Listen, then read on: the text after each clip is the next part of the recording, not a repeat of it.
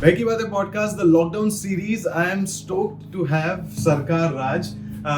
Sarkar Raj, welcome to Veki Baate podcast. Thank you very much, Rusbe and Veki Baate. Of course, I'm very feeling privileged to be here.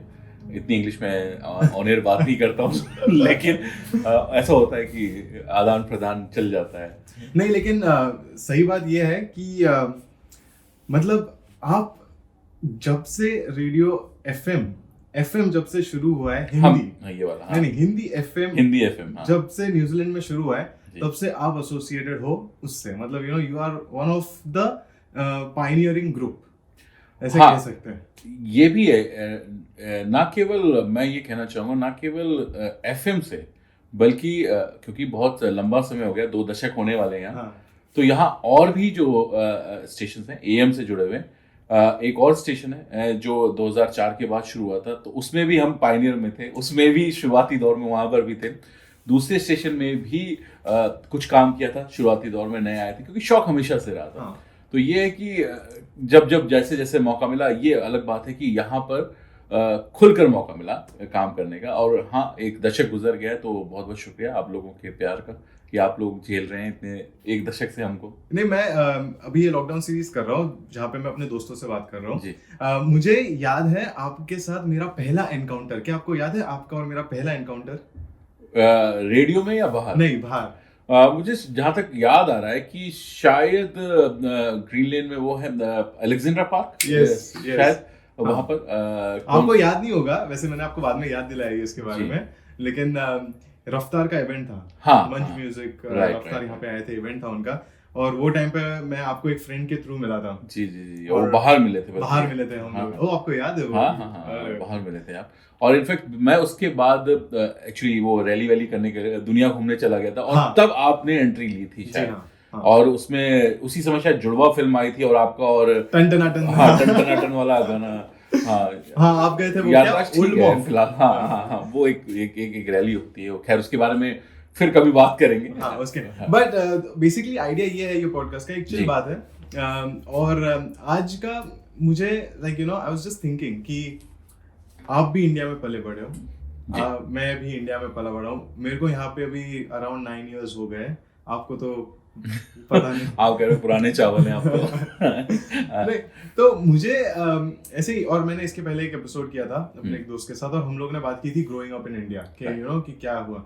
But मुझे आपसे ऐसे जानना है कि जब जो grow up होता है हर एक इसमें हर एक डेकेड में, मैं बहुत चूज करके वर्ड्स मेरे बोल रहा हूँ क्योंकि मेरे को ना हर एक डेकेड में एक खास बात होती है, और वो कुछ वेज में सिमिलर भी होती है और कुछ वेज में अलग भी होती है। तो मुझे आज ये ऐसी इसके ऊपर बातें करनी है कि क्या सेम रहा है ओवर द इयर्स और क्या बदला है।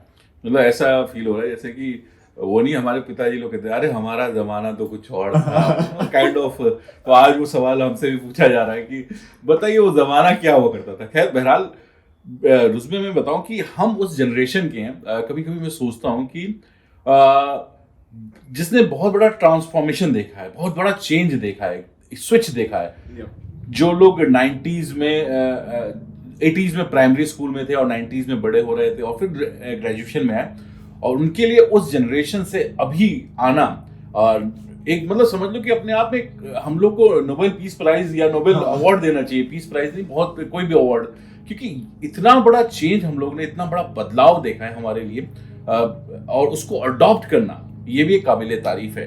वो कुछ भी ले लो, चाहे वो पॉलिटिकल ले लो, एंटरटेनमेंट ले लो, या सिर्फ आपको उस सिचुएशन में अपने आप को ढालना, तो वाकई बहुत बदलाव था। और अगर एंटरटेनमेंट की बात करें तो वाकई अगर आप तब देखो और अब देखो, बहुत सारी चीज़ें थी। तो हमने उस जनरेशन को देखा जहां अमिताभ बच्चन रिटायरमेंट लेते हैं, ठीक है ना, और फिर नई एंट्री हो जाती है शाहरुख खान, सलमान खान, अजय देवगन, अक्षय कुमार, जो उनकी जगह ले चुके होते हैं। और जब तक वो 3 साल बाद आते हैं तब तक कहते हुए भाई साहब देर हो गई। लेकिन फिर जो री एंट्री मारी उन्होंने, फिर उसके बाद उनको काफी, खैर उन्होंने भी झेला। मतलब अगर वो मुझे जैसे अगर एंटरटेनमेंट की बात करूं तो एंटरटेनमेंट का उस समय शुरुआती दौर अगर जरिया होता था, फिल्म की मैगजीन्स हुआ करती थी। टीवी पे एक जमाने में एक ही फिल्म आती थी और बहुत इंतजार रहता था बड़ी शिद्दत से, फिर 2 फिल्में शुरू हुई चलो, और फिर धीरे धीरे केबल आ गया।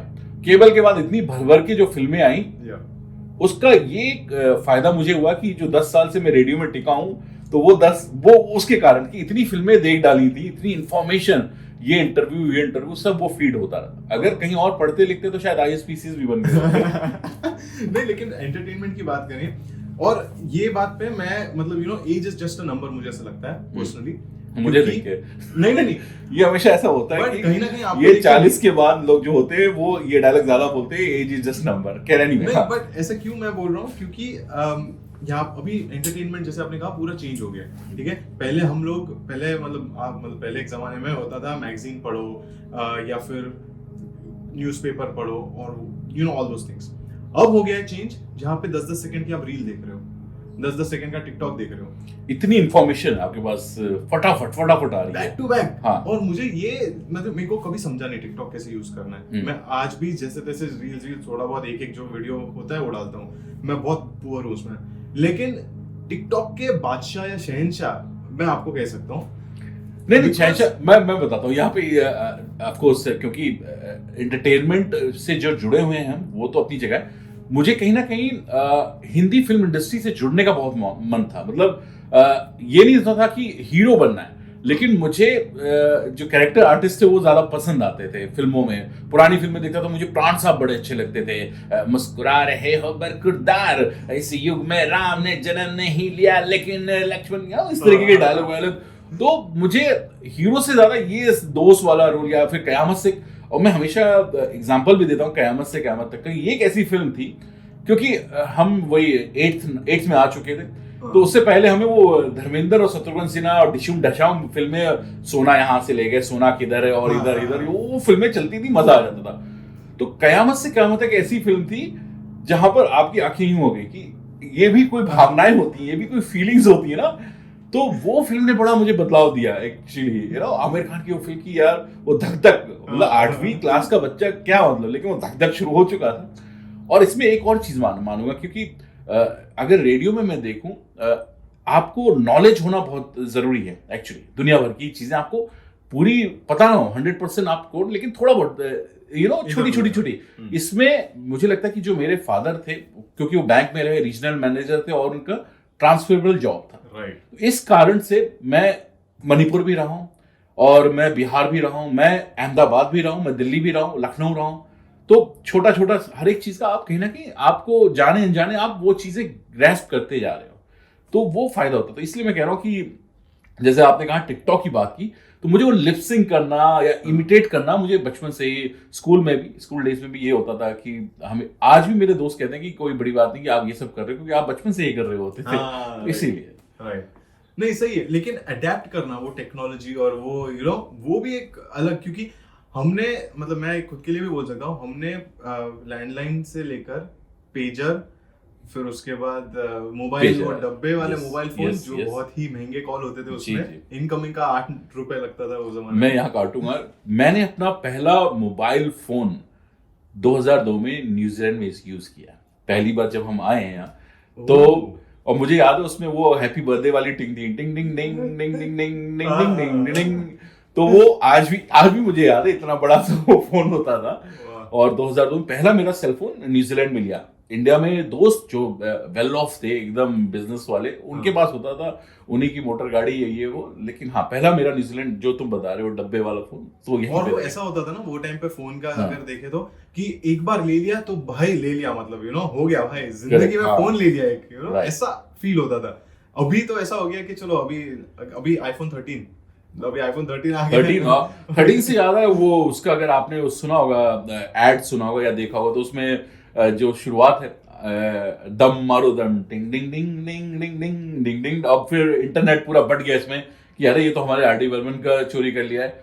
अब आर डी बर्मन ने भी किसी समय में वर्क ऑल डे एक ट्यून थी, उसका अडॉप्ट किया होगा। तो ये भी हमारे इंडस्ट्री में एक दिन, एक्चुअली अब देखो बात कहां से कहां जा रही है, ये भी हमारी इंडस्ट्री में ना बड़ा ही एलिगेशन लगता रहा है कि यार धुनें बड़ी चुरी हैं। अनु मलिक का नाम तो क्या सबसे पहले कि अनु मलिक है, मुझे अवार्ड मिलना चाहिए इस मामले में। खैर, लेकिन उन्होंने बड़े अच्छे म्यूजिक भी दिया अनु मलिक ने। अगर उनकी बॉर्डर फिल्म देखो या फिर और फिल्में देखो, कुछ जगहों पे उन्होंने अच्छा काम किया। लेकिन चलो, जाने मन मूवी में बहुत जाने मन में अच्छा म्यूजिक दिया था।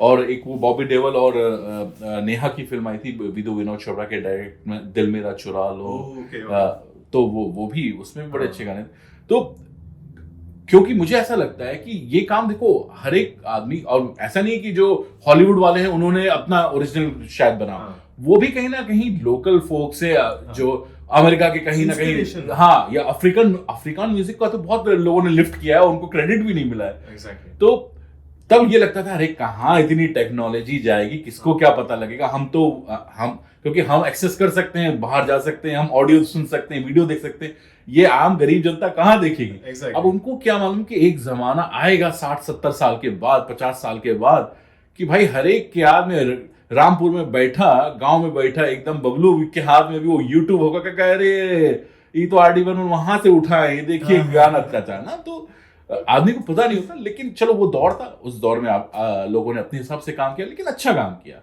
क्योंकि हम एंटरटेन हुए। आज भी वो गाने हमें मजेदार लगते हैं। ऑनेस्टली एक बात बोलूं तो ना, वो गाने सुनने के बाद हम जुड़ते हैं यहाँ के लोगों के साथ भी। लाइक फॉर एग्जांपल, ये अनु मलिक का एक गाना मैंने रिसेंटली प्ले किया था, दिल ले ले लेना, औजार फिल्म का हाँ। तो वो माकरेना का रीमिक्स, माकरेना का चुराया हुआ है। अब जब हम यहाँ पे माकरेना सुनते हैं तो हम बोलते हैं अरे हाँ ये गाना पता है।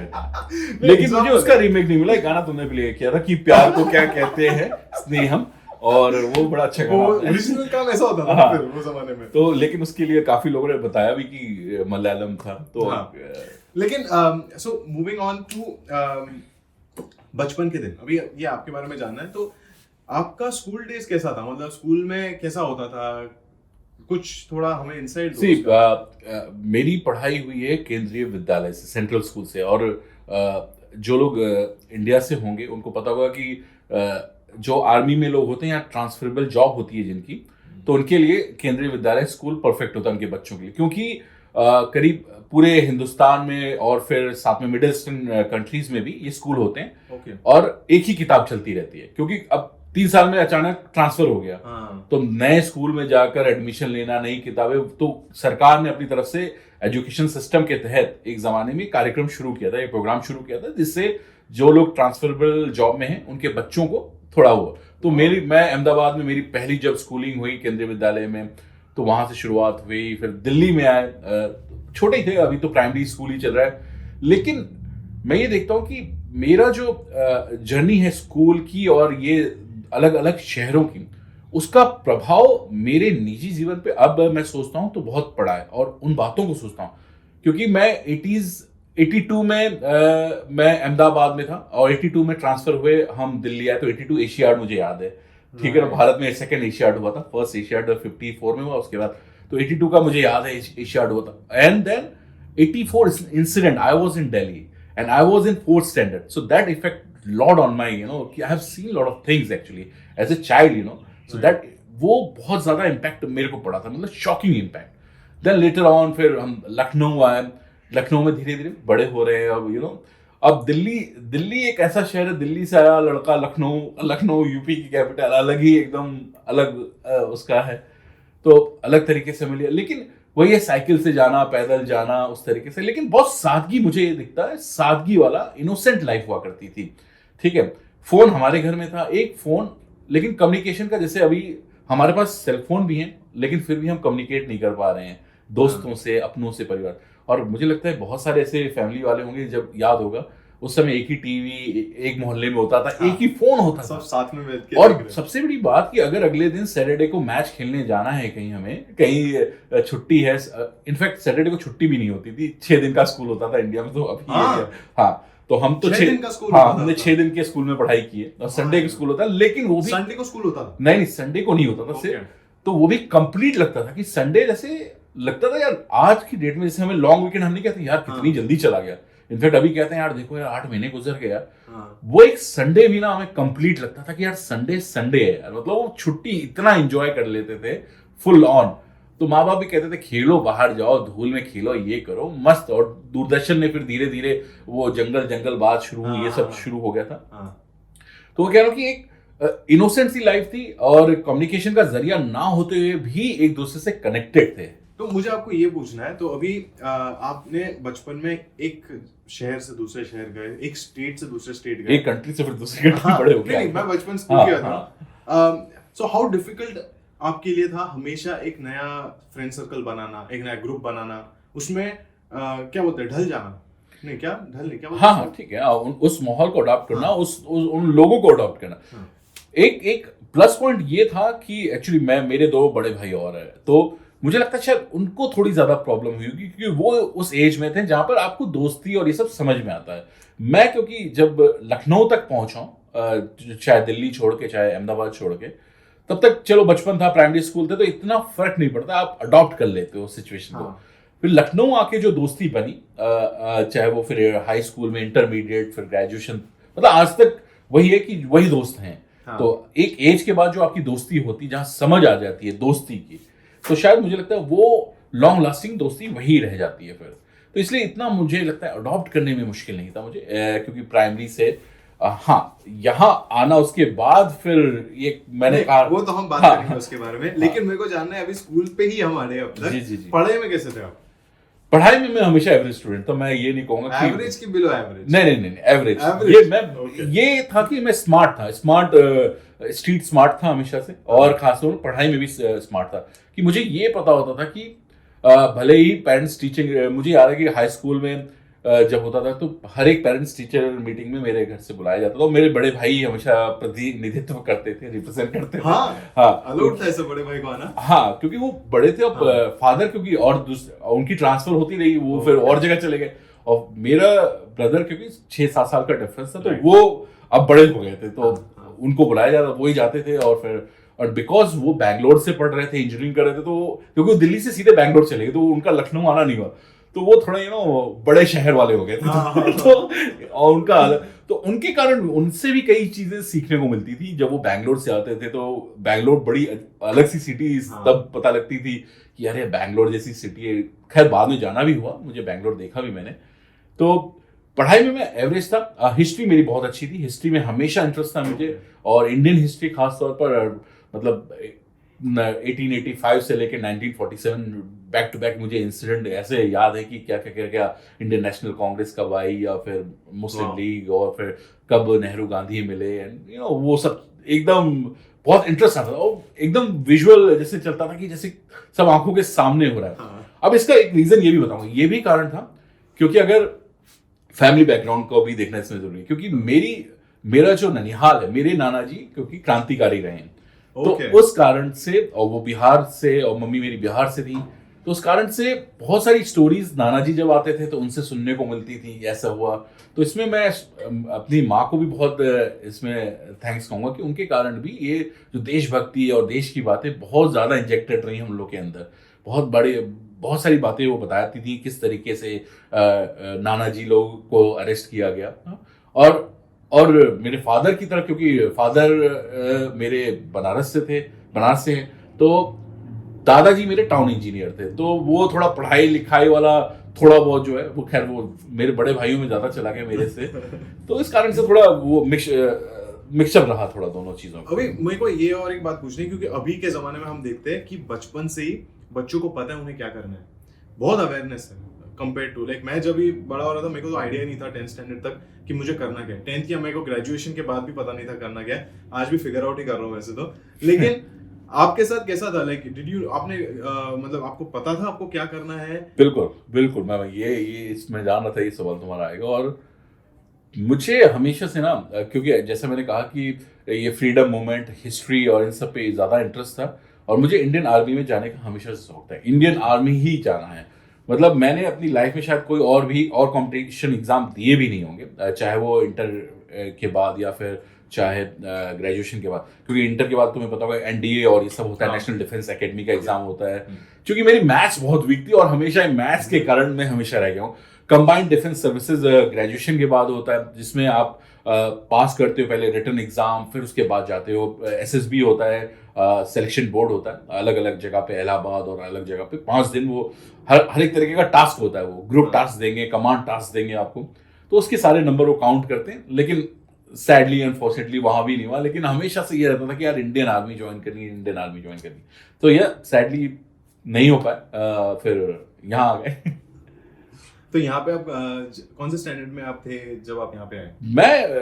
मैंने एक्चुअली ग्रेजुएशन मैं कर चुका था तब। ओके, ग्रेजुएशन किस में किया फिर? मैंने एंथ्रोपोलॉजी, फिलोसफी और हिस्ट्री। ओह, तो आपको हिस्ट्री का शौक था, तो आपने हिस्ट्री लिया था? हिस्ट्री लिया था मैंने। और फिर वो जब ग्रेजुएशन जब सिलेक्ट किया था तभी सोचा था कि ये इसका क्या यूज होने वाला है? ऑनेस्टली हाँ, ये बड़ा ये अच्छा सवाल है, क्योंकि उस समय होता था भाई आपकी जंग है लाखों लोगों से एडमिशन के लिए। अच्छा, इसमें ये भी बताऊंगा कि मेरे फादर को ना ये हमेशा लगता था, क्योंकि मेरे बड़े ब्रदर इंजीनियर, सेकंड ब्रदर जो है मेरा वो एनिमेशन एंड कार्टूनिस्ट हैं एक्चुअली। हाँ, और मुझे उनको मेरे अंदर पता नहीं क्यों डॉक्टर दिखता था, और मैं कहता था यार पापा ना मर्ज रहेगा ना मरीज रहेगा, क्यों ऐसा सोचो ना। लेकिन चूंकि छोटे थे, ज्यादा बोल नहीं पाते थे, नहीं तुम्हें डॉक्टर बनना है, तो उन्होंने बल्कि मुझे मेडिकल कोचिंग भी, वो होते कोचिंग क्लासेस होती थी उस समय, तो CPMT और ये सब चीजें होती थी, तो उसके लिए आप पढ़ाई करिए बायोलॉजी। अरे मैंने 11th-12th मर के यार साइंस पढ़ा, मुझे मालूम है ये फिजिक्स केमिस्ट्री जी, मुझे साइंस दिलाई गई थी, फिजिक्स केमिस्ट्री बायोलॉजी। मैं जानता हूँ कि, और खास तौर पर CBSE का जो बायोलॉजी और फिजिक्स केमिस्ट्री है ना, 10th के बाद वो ऐसा लगता है एक आइसबर्ग है 10th, ठीक है ना। तो आइसबर्ग जैसे होता है ना कि ऊपर से 10th में तो आपको बहुत छोटा लगता है, लेकिन जैसे ही आप 11th में आ जाते हो वो नीचे बहुत बड़ा भैया बर्फ का टुकड़ा नीचे है, और आपको कुछ ऐसा लगता है कि आप काला अक्षर भैंस बराबर कि क्या पढ़ा रहे हो आप यार। मतलब मैं लिटरली बताऊं, मैं ये बोर्ड पे देखता रहता था कि ये कौन है, और ये डेरिवेशन है, ये लूप है, और ये ऐसे होता था, मतलब, और ऊपर से फिर वो केमिस्ट्री की, अरे H+O2H2O और ये सब वाटर तो चलो ठीक था, उसके बाद तो यार वो C और सब ऐड होने लगे, इतने बड़े बड़े वो सब। तो मैं जानता हूँ किस तरीके से भाई वो नैया निकाली है मैंने, वो 11th-12th की कर करके। तो आई डोंट नो, डैड को हमेशा लगता कि अच्छा निकाल लिया तो डॉक्टर ही बनेगा। मैंने कहा नहीं यार, नहीं बनना। तो खैर नहीं हुआ, मेडिकल के एग्जाम्स दिए, मुझे मालूम था नहीं होना, तो फिर इसलिए मैंने फिर बैचलर ऑफ आर्ट्स। मेरे भाई ने इसमें काफ़ी मेरी मदद की एक्चुअली, कि डैड को समझाया कि नहीं करना उसको, क्योंकि मुझे आर्मी में जाने का ही शौक था।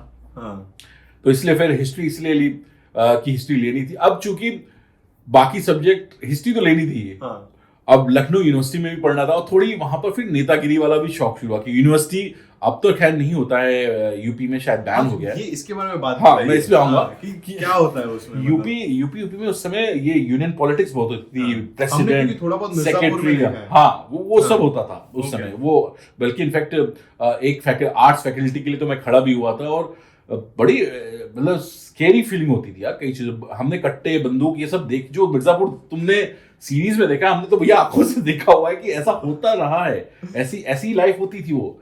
तो बाकी एंथ्रोपोलॉजी इसलिए ले ली, मैं और मेरा दोस्त गए तो देखा वो लड़कियां ज्यादा लगी एंथ्रोपोलॉजी की लाइन में। हमने कहा भाई ये सब्जेक्ट ले लेते इसमें थोड़ा, क्योंकि अब बड़े भी हो गए थे, तो मैंने कहा ये यहाँ पे लड़कियां ज्यादा, लड़के कम दिख रहे हैं, ये वाला सब्जेक्ट लगता है कुछ अच्छा है। ऑनेस्टली एंथ्रोपोलॉजी हमने इसलिए पढ़ ली लड़कियों के चक्कर में, मतलब ये भी नहीं कोई करियर गोल की एंथ्रोपोलॉजी पढ़ के आगे करना क्या है, लेकिन पढ़ डाली हमने। फिलोसफी फिर पढ़ डाली, फिर हाँ ऑफ कोर्स। मैं ऑनेस्टली बोलूं, मैं ये बहुत रिलेट कर सकता हूँ, क्योंकि मैंने CA पढ़ने का कोशिश किया था स्टार्टिंग में, और उसका ओनली रीजन ये था क्योंकि मेरे दोस्त लोग सब खेल रहे थे, और वो ग्रुप क्रिकेट खेलता था ब्रेक में और क्लास के बाद, और ये तो मैं बोला यार इनके साथ अभी कंटिन्यू करना है, तो चलो हम भी वही पढ़ लेते।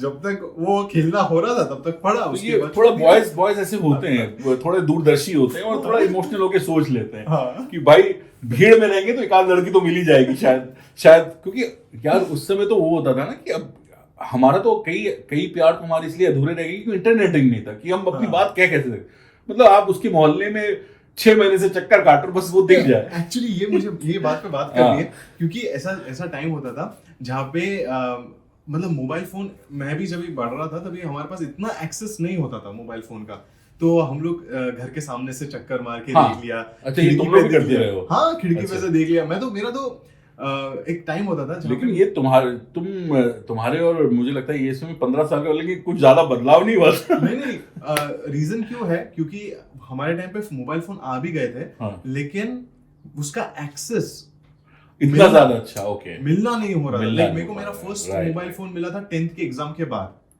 और अगर समझो आप 10th के पहले, मतलब आपकी गर्लफ्रेंड 10th के पहले है, मतलब 9th में है, तो उसके पास फोन नहीं है, तो तुम्हारे पास भले है, सामने वाले के पास नहीं है, so then how do you have that? तो पता नहीं केमिस्ट्री हो जाती थी, तुम जा रहे हो सामने से, और वही टाइम पे वो खिड़की पे भी, शायद उनकी भी नजर खिड़की पे होती थी कि अभी आएंगे, समथिंग लाइक दैट। मुझे इससे याद है, क्योंकि अब आपका कोई क्रश है, जैसे आपको अब आपको टाइमिंग पता है, हाँ, कि भाई वो भी स्कूल ये टाइम पे क्लास वो भी इसी टाइम पे वो एक्चुअली टेम्पो से जाना शुरू कर दिया था। साइकिल थी, लेकिन अब वो क्रश है, उसके चक्कर में हमने, अब वो दूसरे ब्लॉक में रहती है कोई ना, और आप दूसरे ब्लॉक में रहते हो, हाँ, तो वहां का थोड़ा लोकल टाइप के जो गुंडे टाइप के ऐसे छुटपुटिया बदमाश हैं, हाँ, तो हम जानबूझ के टेम्पो की खिड़की पे बैठ जाते थे। हमें मालूम होता था कि वो भी वहां पे टेम्पो का इंतजार कर रहे हैं ना, हाँ, तो जैसे एक जगह हम रोक के रखते थे भैया कि वो आ जाएगी, तो जैसे ही हम कॉर्नर में बैठे रहते थे, वो छुटपुटिया नेता देख लेते थे कि अच्छा भाई, अरे आ रहे हैं भैया जी, हाँ। तो अब केवल वही मैडम को बैठने का, हटो हटो हटो केवल वो मैडम, अब बात नहीं हो रही है, टेम्पो चले जा रहा है, आप बस देखे जा रहे हैं, ऐसे बाहर देख के, ऐसे फिर तिरछी निगाहों से आपने देख लिया। मतलब 6 महीने की आशिकी तो इसी में निकल गई। बाद में पता लगा उनका तो कोई और है बॉयफ्रेंड है, आप तो ऐसे ही तो कई कहानियां तो ऐसी ही निकल गई भैया अपनी। 100%। और वो अभी फर्क है ना, क्योंकि अभी के जमाने में आई थिंक बहुत वोकल हो चुके हैं लोग कि अरे हाँ है तो करो। हम मतलब मेरे को पता नहीं आपके जमाने में ऐसा होता था कि नहीं, जहाँ पे सिर्फ लड़का ही लड़की को प्रपोज करता है, लड़की कभी लड़के को करती नहीं है। नहीं वो तब भी ये इसी चक्कर में तो नहीं होता था कि बाद में जैसे कोई क्रश है ये सब है या फिर जो भी था, तो अब एक जमाने के बाद चलो अब बड़े हो गए, बच्चे भी उनके हो गए। जैसे मैंने एक 9 साल एक जोक भी बोला था एक दिन की, एक बंदे ने 9 साल के बाद टेक्स्ट किया, हेलो डियर कैसी हो ना, तो वहां से रिप्लाई आया कि अंकल मम्मी की शादी हो गई, आप भी शादी कर लो। तो काइंड ऑफ तो एक जमाना आता है कि जब आप बातचीत करते हो एक कंफर्ट जोन में, तो यही होता है। फिर वहां से रहता है, अरे तुम एक बार कह तो देते, तो ये लगता मतलब मैं वो जो 6 महीने टेम्पो पे जा रहा था तुम्हारे साथ, उसमें मैं एक बार कह देता तो शायद तुम उधर से बैठ के इधर आ चुकी होती। मतलब मैं कह नहीं पाया वो, तो अगली ने भी नहीं कहा, और आज वो टेक्स्ट करना पड़ रहा है 9 साल के बाद, डियर कैसी हो, तो तुम्हारा बच्चा रिप्लाई कर रहा है कि मम्मी ने शादी कर ली। तो कई मुझे लगता है कि प्रेम कहानियां, और जो लोग सुन रहे होंगे देख रहे होंगे, कई को रिलेट कर रहे होंगे और कनेक्ट कर रहे होंगे कि छुपी कहीं ना कहीं उनकी दास्तान होंगी कि भाई कह तो सही रहा है कि हमारी भी शायद ये टेक्नोलॉजी के चक्कर में प्यार अधूरा रह गया। तो आपने टेक्नोलॉजी का भरपूर इस्तेमाल किया फिर बाद में? नहीं, जब टेक्नोलॉजी एक्टिव हुई तब तक तो हम इधर आ गए थे। तो न्यूजीलैंड एक अलग ही जंग, हम लोग मैदानी जंग में आ चुके थे। तो आज जिनको लगता है कि यार बहुत टफ है ना, ये टफ हमेशा से रहता है। हर एक जो आता है स्टूडेंट, हम भी स्टूडेंट आए थे और हमें भी टफ लग रहा था, और मतलब वो सर्वाइवल ऑफ फिटेस्ट वाली बात थी कि भैया कहीं से काम मिल जाए, नौकरी मिल जाए, स्टूडेंट है और चले। तो मुझे लग रहा है कि शुरू के जो 2 साल तो दुनिया में क्या हो रहा है कुछ पता ही नहीं है। वो मुझे लगता है सभी के साथ ऐसा होता है, क्योंकि उसको अपना ही ये लगा होता है यार, किसी तरफ वर्क परमिट, किसी तरफ यार का सीन बने, कुछ बने। लोग कहते हैं कि अरे तुम जब आए थे तभी इजी था, ऐसा नहीं था। नहीं, वही चैलेंजेस था। चैलेंज देखो सभी के लिए चैलेंज उसके हिसाब से ही होता है। वो सर्कल में होता है, उसका चैलेंज उतना होता है। अब आपका चैलेंज, हाँ मैं देखता हूँ तो चैलेंज आपका बड़ा है, लेकिन ये नहीं कह सकते कि हमारे लिए वो चैलेंज छोटा था। हमारे लिए वही चैलेंज था, और हमारी सोच उतनी ही थी, तो इसलिए हमें वो चैलेंज बड़ा लगता था। तो चैलेंजेस हमेशा रहे हैं, और मैं हमेशा कहता हूँ कि शुरू के 2-3 साल होते हैं और कहीं ना कहीं रास्ता निकल जाता है। लेकिन अभी जो पैंडेमिक का सिचुएशन है, कह नहीं सकते हैं जो हालात हैं। मैं ऑनेस्टली अभी आप जब बात कर रहे थे, मैं सोच रहा था, मैं इमेजिन नहीं कर सकता हूँ यहाँ पे आना घर वालों से दूर विदाउट अ मोबाइल फोन। मतलब तुम्हें पता ही नहीं है कांटेक्ट कैसे करना है, क्या करना है। करेक्ट, ओह माय गॉड, मतलब गुड क्वेश्चन एक्चुअली। ये रुजबे जो तुमने बताया, मुझे याद आ गया कि हम लोग किस तरीके से करते थे। उस समय कार्ड आया करते थे $5 के, मुझे याद नहीं आ रहा क्या नाम था, कॉलिंग कार्ड होते थे। हाँ, कॉलिंग कार्ड होते थे, जिसमें सिर्फ मात्र 12 मिनट और 10 मिनट ही बात हो पाती थी। और एक आध फोन, मुझे लगता है उस समय शायद ये टेलीकॉम हुआ करता था, स्पार्क से पहले टेलीकॉम ही था। तो टेलीकॉम था शायद उस समय, या कोई और कंपनी थी, टेस्टा क्लियर या किसी का हाँ, था। Tesla clear हो गया। हाँ, तो उनका एक वो शुरू हुआ था कुछ कि शुरू के नंबर डायल करो, शुरू के 14-15 सेकंड फ्री होते थे, इस तरीके का कोई सीन था। तो 15 सेकंड बाद हाँ, 15 सेकंड के बाद काट दो, लेकिन अगर वो 15 से 16 सेकंड हो गया कुछ ऐसा था, तो वो सीधे $15 या कुछ लग जाता था। पूरे बाप रे। तो हम लोग क्योंकि जब साथ ही रहते थे 4-5 लोग, तो कई बार मेरा तो वो 16 सेकंड बहुत बार हुआ है। और फिर वो जिसके नाम पे था वो हमेशा ढूंढता रहता था, यार राज यार वो देख तेरे नाम का बिल आया, तूने वो क्यों भाई पटेल था एक तो इस मामले में एकदम, आज भी बड़ा अच्छा दोस्त है, ब्रिस्बेन में है। तो हाँ, वो ढूंढता रहता था मुझे कि यार देख वो 16 सेकंड हो गए थे, तेरा ही है तो बात करना घर वालों से भी एक अपने आप में चैलेंज था कि याहू मैसेंजर ये सब जरिया होते हैं, लेकिन अब ये कि याहू मैसेंजर में कहाँ पेरेंट्स होंगे और ये होंगे, और याहू मैसेंजर के भी अलग ही खेल अलग होते थे ना, रूम्स होते थे, चैट रूम्स अलग अलग, एक जेन्युइन से रूम होते थे, एक अजीब और गरीब वाले रूम भी हुआ करते थे। तो आदमी बात करते करते इधर से उधर भटक जाता था कई बार। तो ये एक जरिए होते थे कम्युनिकेशन के। धीरे धीरे वही मैं देखता हूँ कि देखो कैसे आज फोन उठाओ, व्हाट्सएप है, ये इतना जरिया है कम्युनिकेशन का। मतलब मैं अपने घर वालों से बात कर रहा था, मेरी मॉम से, और वो मतलब अपसेट थी क्योंकि पैंडेमिक है, 2 साल हो गए अभी आया नहीं है, कब आएगा क्या पता, कुछ आइडिया नहीं। तो मैं उनको वही बोल रहा था कि आप ये सोचो, अगर समझो अभी हम वो जमाने में रहते हैं जहाँ पे व्हाट्सएप नहीं होता, इतना इजी कॉलिंग नहीं होता, अब तो इतना इजी हो गया है, आप वीडियो कॉल कर सकते हो बहुत फ्रीक्वेंटली। वो जमाने में कितना टफ हुआ रहेगा। मम्मी ने कहा नहीं भाई, मैं सोचूं कि पहले बताओ, मैं तो इस जमाने में मुझे पहले बता बेटा, मुझे ये इमोशनल सी बात करके मुझे उस जमाने में कि तू बैक की बातें का इंटरव्यू ले रहा है क्या मेरे मैं अपने बेटे से कह रही हूँ बेटा तेरी याद आ रही है बताइए, और तू वहां शुरू क्या याद करिए मम्मी, एक वो जमाना हुआ करता था जब लोग बात नहीं कर सकते थे।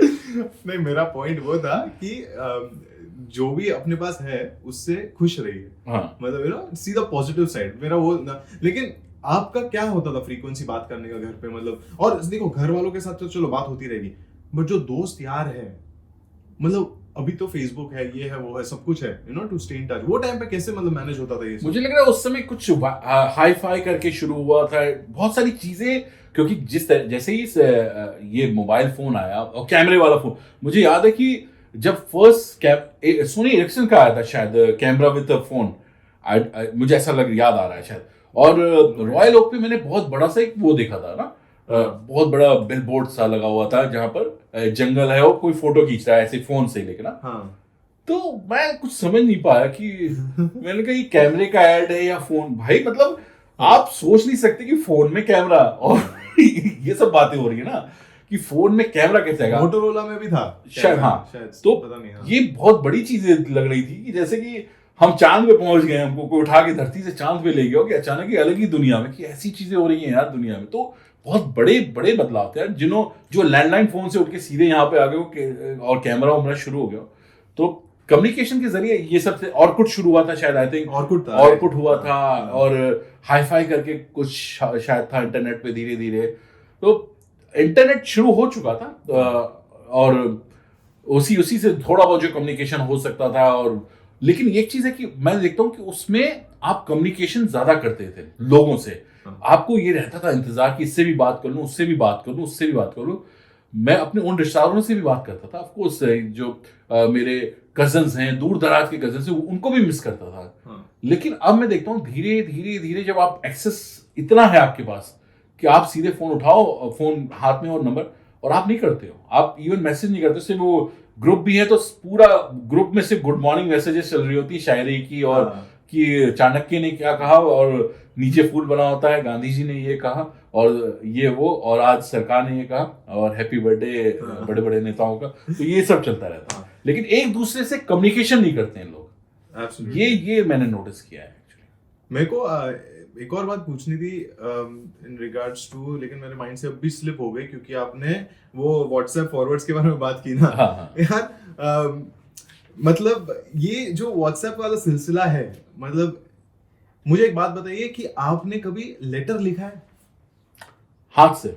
हाँ हाँ हाँ, अभी लेटर के थ्रू आपने पेन से कम्युनिकेशन यहाँ से, हाँ यहाँ से तो मुझे याद नहीं है, लेकिन यहाँ से पहले, हाँ यहाँ से पहले तो इनफैक्ट वो ब्लू वाले आते थे इंडिया में, क्या कहते थे, एक तो पोस्ट कार्ड होता था, एक दूसरा वाला होता था। हाँ। और इनफेक्ट वो जो चिट्ठियां आती थी वो भी याद है मुझे, नाना जी लोग की, और मम्मी जिस तरीके से इंतजार करती थी, और हम लोग लेटर बॉक्स से निकाल के मम्मी पढ़ती थी कि सबके लिए नाना जी लिखते थे, और हम लोग भी, हमने भी लिखा हुआ आपने है भी इसे। लिखा है लेटर? हाँ, हमने भी लिखा हुआ है। मैंने कभी नहीं, मैंने हाँ। मतलब लिटरली स्कूल में वो हमको इनफैक्ट assignment मुझे देते याद है थे। पहला लव लेटर भी हाथ से ही लिखा था मैंने, हमारा तो वो सब भी नहीं था ना, तो इसलिए वो हाथ से ही लिखना पड़ा बात है। था। हाँ, उसमें गाना भी एंड में लिखा था मैंने शायद। एक गाना भी याद आ गया, वो मैंने लिखा था, वो शायद प्रेम पुजारी का गाना था, बड़ा अच्छा था, कि बड़ा अच्छा है यार, वो देवानंद का गाना है, देखो अचानक सुनिए थोड़ा। नहीं गाना लिखा था, गाया नहीं था, लिखा था, ठीक है।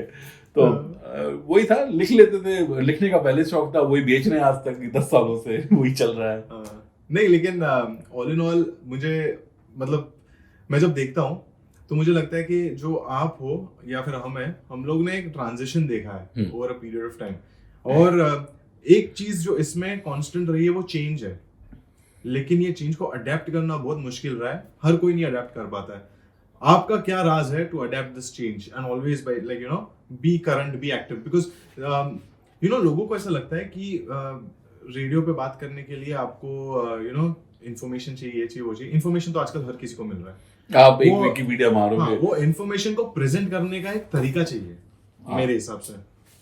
आप कैसे करंट रहते हो, जो जिससे आप आज भी एक 20 साल के बंदे से भी कनेक्ट कर पाते हो, एक 30 साल के भी, 40 साल के भी, you know how do you do that? See मुझे इसमें ये लगता है कि जो आपकी लाइफ जर्नी होती है ना, और वो बहुत मायने रखता है, और आपका सर्कल भी मायने रखता है, ठीक है, कि किस तरीके की चीज़ों को आप पढ़ रहे हो, देख रहे हो, सुन रहे हो, और किस माहौल में हो, और साथ साथ आपका बैकग्राउंड क्या रहा है, कहाँ कहाँ रहे हो आप, क्या क्या चीज़ें की हैं आपने, और साथ में क्या क्या चीज़ें देखी हैं, ठीक है, उनको आप जो वर्तमान स्थिति है उससे कहीं ना कहीं कनेक्ट भी कर लेते हो।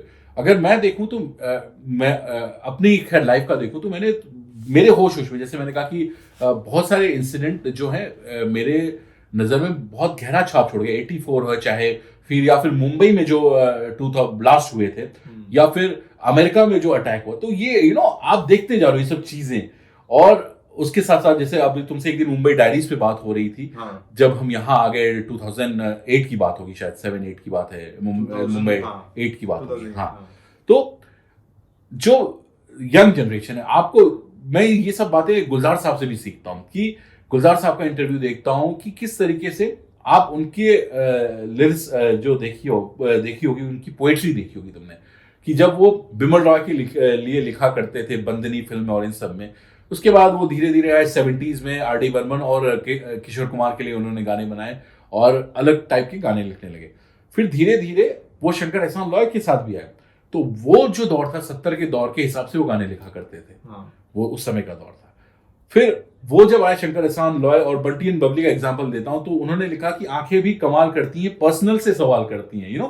सो एक वर्ड जो है पर्सनल बस लगाया उन्होंने, क्योंकि वो एक जो 20s में जो बच्चा बड़ा हो रहा है, बंटी एंड बबली 2020s की फिल्म है, तो वो एक वर्ड पूरा बदल देता है माहौल, कि हाँ यार पर्सनल से। अब वो 20s में भी अगर ये लिखें कि आपकी इस आंखों में वो पैमाने हैं, तो क्या यार वो क्या है, या वद्दा करके शुरू हो जाएगा ना।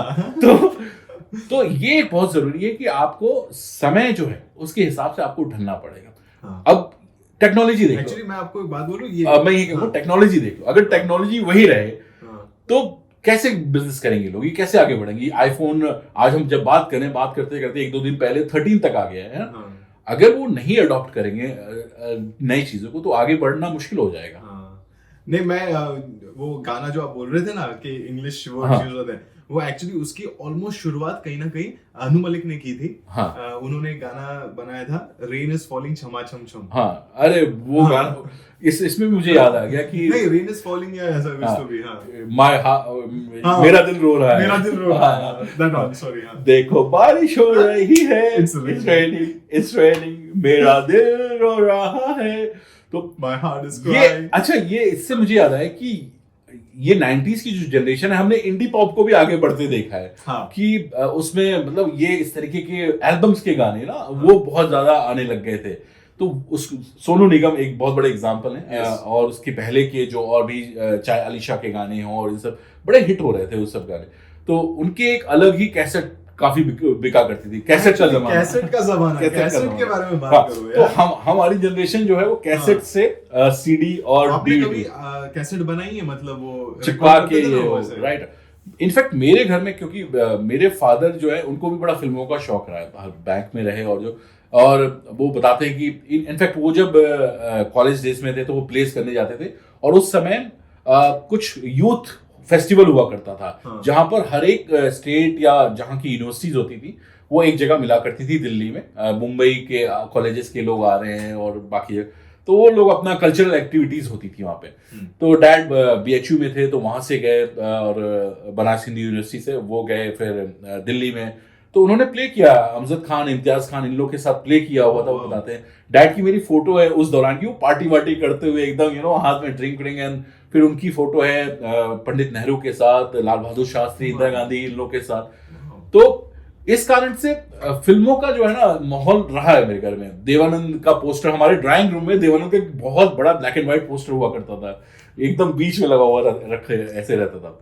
तो डैड को भी म्यूजिक का बहुत शौक था, तो इस कारण से रिकॉर्ड प्लेयर हमारे घर में था, गानों के साथ साथ डायलॉग वाले भी, मतलब आनंद फिल्म, मैं तो आनंद फिल्म इतना उसका डायलॉग हम सुनते क्योंकि उसका पूरा डायलॉग था हमारे पास, तो इतना बचपन से सुनते हैं कि आज भी कोई मुझे कहना तो मैं शुरू से एंड तक आनंद के पूरे डायलॉग के साथ पूरी फिल्म बता सकता हूँ कि माननीय सभापति महोदय, माननीय शिक्षक शास्त्री, सरस्वती पुरस्कार हर साल ऐसे महान व्यक्ति को दिया जाता है, ऐसे में डॉक्टर भास्कर बैनर्जी, देन अमिताभ बच्चन के, मैं माफ कीजिएगा मुझे बोलना नहीं आता, मैं डॉक्टर हूँ, मैं कवि या लेखक नहीं, जिन दिनों में आनंद से मेरी दिमागी हालत ठीक नहीं थी, तो एंड तक आनंद मरा नहीं, आनंद मरते नहीं, तो वो पूरा मुझे पूरी फिल्म याद है, पूरी फिल्म याद है। तो ये है कि इसी चक्कर में, क्योंकि ये जो कह रहे हो कि कैसेट और चिपकाया भी है टूट जाए, हाँ। एक कैसेट मुझे याद है, मैं स्कूल से आया था, 9th या 10th की बात होगी, दोपहर का समय था, और दोपहर में तो सोने में बड़ा मजा आता है इंडिया में, आप दोपहर की जो नींद होती है ना वो बड़े मजेदार होती है। तो गाना डेक था और डेक पे कैसेट, मेरे बड़े भाई साहब आए हुए थे, बैंगलोर वाले थे, वो तो योयो थे थोड़े, क्योंकि वो दिल्ली बैंगलोर वाले थे, तो वो थोड़ा उनका वैसे ही ऑरा भी रहता था थोड़ा कि हम तो छोटे शहर वाले हो गए ना फिर तो वो गाना चल रहा था, तो मैंने कहा यार किशोर कुमार का ये गाना तो मैंने सुना ही नहीं ना, इतना अच्छा गाना है, बैक टू बैक चल रहा है, बैक टू बैक। मैंने कहा यार आवाज किशोर कुमार की लग रही है लेकिन नहीं भी लग रही है, फिर पता लगा यार ये गाना तो कुमार शानू कोई सिंगर है वो गा रहे हैं, और वो थी एल्बम आशिकी। भाई साहब वो पहला गाना मुझे याद है, दिल का आलम, मैं क्या बताऊं यार, मैं तो बैठ गया कि क्या गाना बज रहा है, फिर बैक टू बैक। तो आशिकी ऐसी एल्बम थी जिसका कैसेट, तो मतलब आशिकी की एल्बम कैसेट आ चुकी थी लेकिन आपको पता ही नहीं था उसके ना। आशिकी की एल्बम की भी कहानी है कि जब एक दिन मैं पढ़ रहा था, नदीम श्रवण और ये लोग कि गुलशन कुमार के पास पहुंचे कि भाई ऐसा है, और समीर जिन्होंने गाने लिखे थे कि भाई करना, तो उन्होंने कहा ठीक है, महेश भट्ट कह रहे हाँ ठीक है पिक्चर बनाएंगे। तो गुलशन कुमार जो टी सीरीज के मालिक थे उन्होंने कहा अरे नहीं रहने देते, इसका ना हम लोग सिर्फ म्यूजिकल एल्बम बनाएंगे, ठीक है ना। तो रिकॉर्ड तो हो गए थे गाने। अब नदीम श्रवण ने कहा यार ऐसे कैसे हुआ, तो महेश भट्ट के पास गए कि सर प्लीज कुछ करिए, वो तो कह रहे कि एल्बम बनाएगा, कह रहे नहीं मैं बजाऊंगा। तो then Mahesh Bhatt went to Gulshan Kumar and कि अगर ये फिल्म हिट नहीं हुई और अपने गानों के लिए हिट नहीं हुई तो मैं डायरेक्शन करना छोड़ दूंगा, मतलब ऐसा नदीम और श्रवण के इंटरव्यू में था। अब कई बार कई चीजें ये लोग एड ऑन भी कर देते हैं जब सक्सेसफुल हो जाते हैं, क्योंकि कई शाहरुख खान के मैंने इंटरव्यू देखे हैं जहाँ मतलब आप एक समय देखो तो आपको बड़ा मजा आता है उस समय देखो, लेकिन जैसे जैसे आप क्योंकि इस इंडस्ट्री को बहुत क्लोजली वॉच कर चुके होते हो, तो एक इंटरव्यू में शाहरुख खान एक फिल्म अवार्ड्स में कह रहे हैं कि जब मैं छोटा था तो मैं कहता था पापा मुझे बड़ा होना है, मुझे लंबा होना है आपकी तरह। तो उन्होंने कहा, फ्रंट रो में अमिताभ बच्चन बैठे हैं, तो उन्होंने कहा अगर तुम्हें बड़ा ही बनना है, लंबा बनना है तो अमिताभ बच्चन की तरह बनो। फिर मैंने कहा यार ऐसा एग्जाम्पल हमारे बाप ने तो हमको कभी नहीं दिया, और ऐसा एग्जाम्पल कौन देता है कि मतलब तुम सोचो, मतलब लिटरली कि तुम जाओ अपने पापा से कहो पापा मुझे बड़ा, आपने कभी कहा नहीं होगा यार आप ऐसे पापा मुझे बड़ा बनना है, मैं भी लंबा बनना चाहता हूँ, तो वो आपको अमिताभ बच्चन के पोस्टर के सामने लेकर जाएं, बेटा ये देखो मेरे रूम में अमिताभ बच्चन की फोटो लगी है, तुम इनकी तरह लंबे बनो और ऐसे ही बड़े बनो, तब वो लंबाई होती है। तो हालात ऐसे हो जाते हैं कि जब आपको पता है ये एक्टर्स उस मुकाम पे हैं कि इनका एक एक शब्द बिकता है, तो किस तरीके से बेचना है दे नो, कि भाई because they are brand now, तो वो गलत भी नहीं है, वो अपनी जगह वो सही है कि वो स्क्रिप्ट किया और इतने बोलने के उनको वो पैसे मिल रहे हैं। बट एक्चुअली एड्स की अगर बात करें वो भी बहुत ट्रांजिशन हो गया है। पहले एक जमाना होता था जहाँ पे actors were only shown as bigger than life, कि वो हमेशा सही है, परफेक्ट ही है। बट अभी रिसेंट एक एड आई है शाहरुख खान की डिज्नी हॉटस्टार वाली, जिसमें वो कंप्लीट ऑपोजिट दिखा रहे हैं कि यू नो कि नहीं तुमको कोई नहीं पूछ रहा है। इनफैक्ट तुमने वो एक ऐड देखी होगी कैडबरी की, याद होगी शायद, तुम्हारे पास पहुंची होगी अभी रिसेंट वाली, सुपर ऐड यार। तो हमारे तुम्हारे डिस्कशन का शायद एक उससे बड़ा एग्जांपल कुछ नहीं होगा कि वो एक एड कैडबरीज की थी, कुछ खास है, एंड देन नहीं उसमें मैं बोलता हूँ सीन क्या था, तो उसमें बेसिकली जस अरोड़ा बैटिंग कर रहे हैं, हाँ, लड़के बैटिंग कर रहे हैं, लड़कों का मैच है, लड़की वो खा रही, मेरे को पता नहीं बट लड़की कैडबरी खा रही है, सिक्स मारना होता है, सिक्स मारता है और लड़की नाचती है, वो पुलिस वाले के नीचे से निकल के डांस करती है। Same ad, ditto same, steps भी सेम, लेकिन यहाँ पे दिखा रहे लड़कियां बैटिंग कर रही है, लड़की बैटिंग कर रही है और लड़का वो उसको वेट कर रहा है। और मेरे को best part that's switch over. ये देखो ये है ट्रांसफॉर्मेशन उस जनरेशन से इस जनरेशन की। इससे मुझे लगता है कि इससे बड़ा एग्जांपल और कोई नहीं होगा कि कितना बदलाव हो चुका है। इनफैक्ट सोच में ये पॉजिटिव रिजल्ट है एक्चुअली, कि पहले इतनी लड़कियों को इतना मौका भी नहीं मिलता था। आज की डेट में देखो, अगर रिसेंट तुम ओलंपिक्स देखो और ये सब देखो, या पैरा ओलंपिक्स देखो, मैं खासतौर पर भारत की बात कर रहा हूँ, कि इतने अवार्ड जीते हैं जितने उन्होंने जब से पैरा ओलंपिक्स हुए तब से जीते नहीं।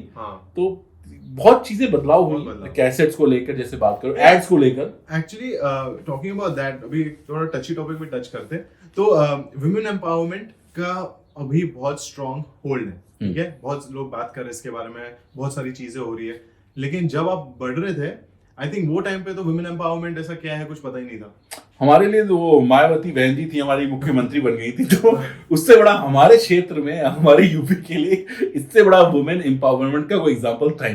बट जोक्स अपार्ट, 80s की अगर बात करें, प्रधानमंत्री इंदिरा गांधी थी वहां, ठीक है ना, लेकिन ये एक ऐसे थे जो टॉप पर थे, मतलब एक्सट्रीम टॉप पर। और कल ही मैंने वो जयललिता की फिल्म भी देखी कि आपको बहुत बहुत लोगों से लड़कर उस पोजीशन में पहुंचना होता है, लेकिन ऐसे एग्जाम्पल उस समय आप उंगलियों पे गिना सकते थे। ऐसा नहीं है कि हर गली या नेक्स्ट डोर में ऐसे एग्जाम्पल थे।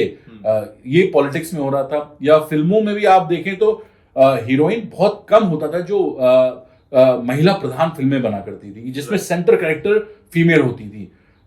उनका काम होता था गाना गाया और रोमांटिक सीन्स किए, और मेन मेल ही होते थे, मोस्टली मेल होते थे। एक आध फिल्में इधर उधर से आ गई तो बहुत बड़ी बात है, लेकिन वो सीता और गीता हो गया फॉर एग्जांपल, मतलब सीता गीता भी 70s की में बात ये है, या फिर उसके बाद चालबाज आई श्रीदेवी की, वो भी 80s के एंड में आई। मैं वही कह रहा हूँ ना कि अगर 100 फिल्में बनती थी तो उसमें से 1-2 फिल्में ऐसी होंगी जहाँ सेंट्रल कैरेक्टर जो है फीमेल होती थी, क्योंकि समाज आपका अडॉप्ट नहीं कर पा रहा है, धीरे धीरे इंजेक्ट किया जा रहा है, आपको समझाया जा रहा है कि नहीं, सबके अधिकार और सब बराबर हैं।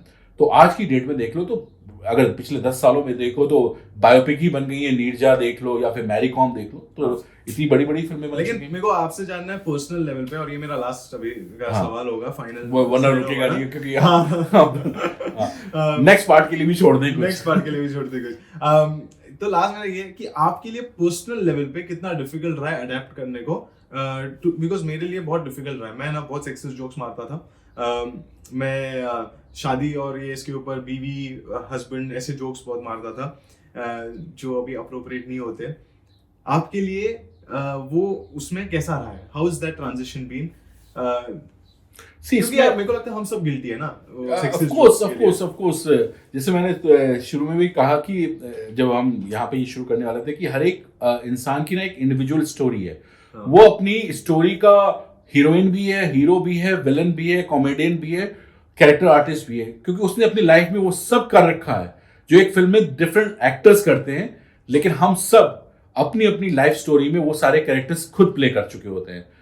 ये अलग बात है कि हम हमेशा अपने आप को हीरो वाला प्रेजेंट करके दिखाते हैं सामने कि वेरी गुड बॉय, ठीक है, गुड बॉय वाला सामने रखते हैं, लेकिन हम सब बैड बॉय भी रहे हैं, और वो अंदर अंदर हम हंसते भी ये क्यों बताऊं मैं, है ना, क्योंकि ये मेरी बात है। तो अडॉप्ट करने की बात है, तो मुझे लगता है कि सबसे बड़ा मैं इसमें ना अपने प्रोफेशन को दूंगा, रेडियो को दूंगा, क्योंकि यहाँ पर आपको ये पता लगता है कि आपकी वो लाइन कहाँ, थिन लाइन कौन सी है, ठीक है, और फिर वो आप रियल लाइफ में भी उसको फिर अडॉप्ट करने लगते हो। Right. कई चीजें आपको लगता है कि आप जिंदगी में बोल रहे हो, आप रेडियो में भी बोल दोगे, लेकिन पता लगता है नहीं, आपको पॉलिटिकली करेक्ट भी होना पड़ेगा। आप दुनिया से बात कर रहे हो, और दुनिया से बात कर रहे हो तो केवल रेडियो पे नहीं, फिर आप बाहर आओगे, आप उस चीज को अडॉप्ट करो। तो मुझे लगता है रेडियो एक ऐसा माध्यम था जिस कारण से बहुत चीजें समझने को, और आपको किस तरीके से बात करनी है, बोलना है, और क्या लाइन है, वो थिन लाइन, वो ड्रॉ करनी फिल्टर, हाँ, वो बिल्कुल ड्रॉ करके बात करनी पड़ेगी। तो टचवुड अभी तक कभी ऐसा नहीं हुआ कि वो थिन लाइन क्रॉस हुई हो, चाहे रियल लाइफ में या रियल लाइफ जो रेडियो लाइफ है हमारी उसमें।